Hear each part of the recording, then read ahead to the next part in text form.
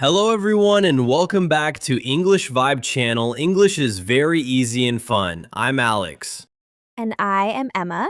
Emma, why do so many English learners feel nervous when they go shopping in the United States? That's a great question, Alex.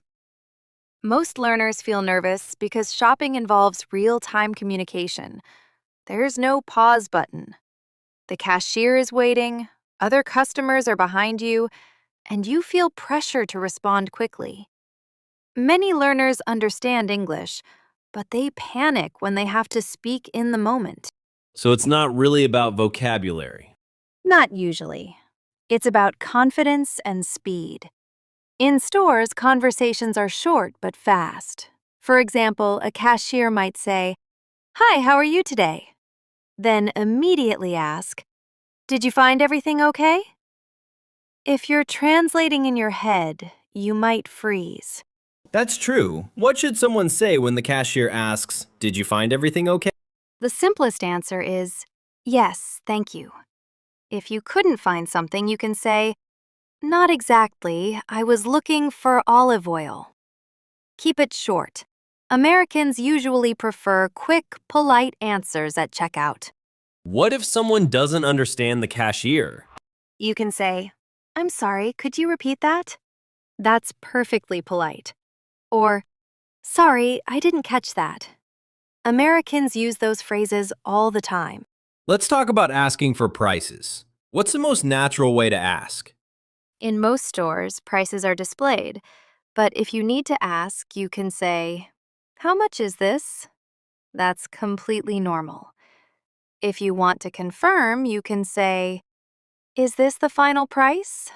Or, "Does this include tax?" Ah, tax. That confuses a lot of people. Yes, because in the US, sales tax is usually added at checkout. So if something says $10, you might pay $10.80, depending on the state. That's why learners get surprised. How can someone ask about that politely? You can say, "Is tax included in this price?" That's clear and professional. Now let's imagine I'm in a clothing store. I see a jacket I like, but I need a different size. What should I say?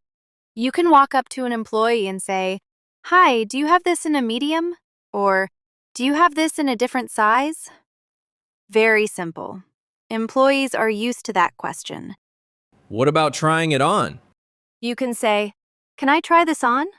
They might respond, "The fitting room is over there."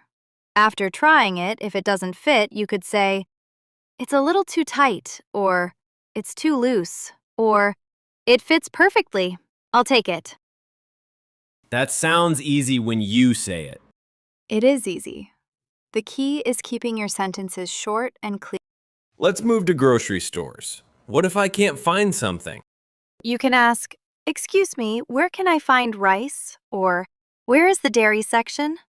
Employees will usually walk you there or point you in the right direction. What if I want to check if something is fresh? You can ask, "Is this fresh?"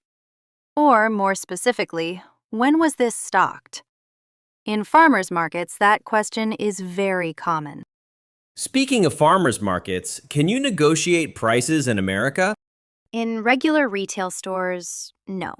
Prices are fixed. But in flea markets or small farmers markets, sometimes you can politely ask, "Is that your best price?" Or, "Would you consider lowering the price?" The tone must be polite and friendly. So it's about tone. Absolutely. In American culture, politeness matters more than perfect grammar. A smile and a soft tone go a long way. Let's talk about checkout.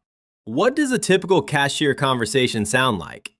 It's usually very short. The cashier might say, "Hi, how are you?" You reply, "Good, thanks. How are you?" Then they scan items and say, "Your total is $24.75. You can respond, "Here you go," if paying cash, or just insert your card. What if I'm paying with a card? You don't need to say much. Sometimes they'll ask, "Credit or debit?" You just say, "Debit." If you need help, say, "Do I insert or tap?" That's normal. What about paper or plastic? Some states still ask that. It means what type of bag you want. You can say, "Plastic is fine," or "Paper, please." Or bring your own bag and say, "I have my own bag." Let's imagine I bought something and later realized it's defective. What should I say when returning it? Walk to customer service and say, "Hi, I'd like to return this."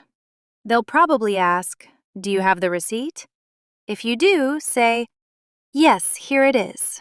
If not, you can say, "Unfortunately, I don't have the receipt." What if I want an exchange instead of a refund? You can say, "I'd like to exchange this for a different size." Or, "Can I get store credit instead?" Is it rude to return items? Not at all. Returns are very common in the US. As long as you're polite, it's perfectly normal. Let's talk about online shopping. What phrases should learners know? Basic ones like add to cart, proceed to checkout, shipping address, billing address, tracking number, and estimated delivery date. If there's a problem, you might need to call customer service. What does that conversation sound like? You might say, "Hi, I'm calling about my order." Then, "I haven't received my package yet." They may ask for your order number. You say, "Sure, it's 45821." What if the package is damaged? You can say, "The item arrived damaged. I'd like a replacement." Keep it clear and calm. What are common mistakes learners make in stores? Overthinking grammar, speaking too long, apologizing too much, or staying silent because they're afraid. So, what's better? Short, confident sentences. For example, instead of a long explanation, just say, "This doesn't work." That's enough. What about small talk with cashiers? Sometimes they might comment on the weather or your items. If they say, "Beautiful day, isn't it?" you can reply, "Yes, it's lovely." Keep it light. What if I don't understand their accent? You can say, "Sorry, could you say that again?"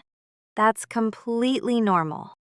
How can someone practice before going to a store? Practice role-playing at home. Say out loud, "Hi, do you have this in a large?" Or, "I'd like to return this." Repetition builds confidence. Is perfect pronunciation necessary? Number. Clear communication matters more. Americans are used to different accents. What mindset should learners have? Remember that store employees are there to help you. They're not judging your English. They want the interaction to be quick and smooth. If you could give one final tip for speaking confidently while shopping in America, what would it be? Keep it simple. Speak slowly. Smile. Use short sentences. And don't translate in your head. Think directly in English, even if it's basic. And if someone makes a mistake? It's okay. Mistakes are normal. Communication is more important than perfection. That's reassuring. It should be. Shopping English is practical English. The more you use it, the more natural it becomes. So confidence grows with action. Exactly. The next time you're in a store, challenge yourself to ask one question in English. Just one. That's how progress starts. I love that. Emma, thank you for breaking all of this down so clearly. My pleasure. And to everyone listening, remember, fluency isn't about big words. It's about everyday conversations like these. Keep practicing. And keep speaking. We'll see you next time. See you soon.